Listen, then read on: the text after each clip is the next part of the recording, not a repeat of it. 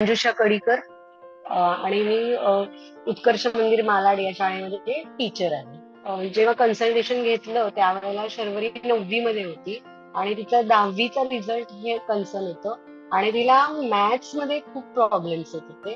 तर मी तुमचं माझ्या शाळेमध्ये एकदा सेशन तुमचं झालं होतं. तेव्हा मी तुमचं सगळं ऐकलं होतं आणि मला त्याच्यामुळे असं वाटलं की शर्वरीला त्याचा उपयोग खूप चांगला होईल आणि जो खरंच झालेला आहे म्हणजे अतिशय ऑनेस्टली मी सांगते की खरंच खूप चांगला त्याचा उपयोग तुमच्या कन्सल्टेशनच्या शर्वरीला झालेला आहे. ती अभ्यास करत होती पण तिला ते काहीतरी अडचणी येत होत्या आणि त्याच्यामुळे तिला ते भीती वाटत होती म्हणजे तिला मॅथ्सचं ना फोबिया आहे तिला पहिल्यापासून आणि त्याच्यामुळे सगळ्या विषयांमध्ये ती खूप चांगलं करत होती पण मॅथ्सचं लहानपणापासून फोबिया असल्यामुळे मलाही कळत नव्हतं. मी स्वतः टीचर असून मी खूप म्हणजे तिचा अभ्यास घेत होते आणि अभ्यास घेत असताना मला कळत होतं की तिला अ, कळतंय खरं थोड्या वेळात पण ती काहीतरी तिला अडचण होते म्हणजे ब्रेन मध्ये काहीतरी केमिकल लोचा आहे असं म्हणतात तसं काहीतरी होतं आणि त्याच्यावरती डॉक्टर सावंत हे नक्की काहीतरी सोल्युशन काढतील याची मला खात्री होती. कन्सल्टेशनच्या अगोदर ना ती अभ्यास करत होती, खूप वेळ ती घालवत होती अभ्यासामध्ये, पण रिझल्ट तेवढे येत होते. पण जेव्हा तुमचं कन्सल्टेशन घेतलं ते कमी वेळ अभ्यास करून तिला जास्त फायदा झाला. तेच आम्ही आता डिस्कस करत होतो. माझा एक भाचा पण आलेला की नक्की NLP काय आहे आणि नक्की मी काय केलं.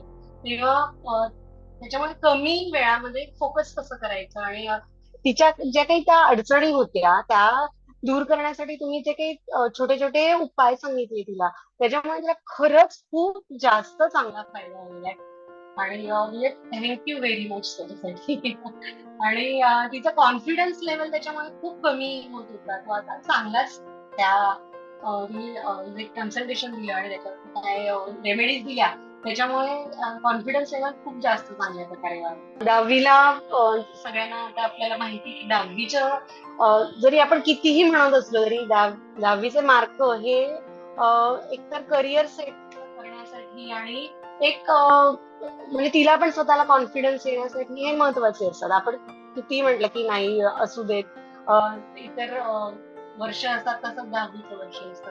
पण म्हणजे कन्सल्टेशन घेण्याच्या अगोदर आम्हाला 80 मध्ये ती करेल असं वाटत होतं.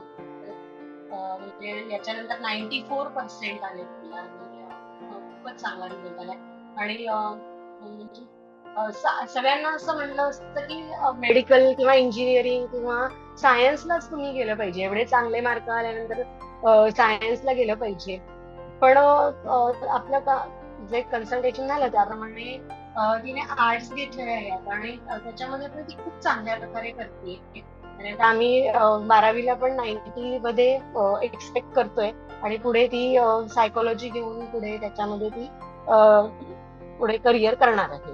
राहुल सावंत यांचं मार्गदर्शन सगळ्यांनी घ्यावं हे रेकमेंड करीन कारण एकतर मार्गदर्शनामुळे कॉन्फिडन्स लेवल खूप वाढते. काय अडचणी आहेत अभ्यास करण्यामध्ये किंवा फोकस करण्यामध्ये त्या आपल्या लक्षात येतात आणि त्याच्यावरती ज्या काही छोट्या छोट्या रेमेडीज आहेत अगदी खूप तुम्हाला मेडिकल हे करायचं आहे वगैरे असं काही नाहीये. छोट्या छोट्या गोष्टी 5-5 मिनिटांचे एक्सरसाइज त्यांचे आहेत किंवा 2 मिनिटांचे पण आहेत काही.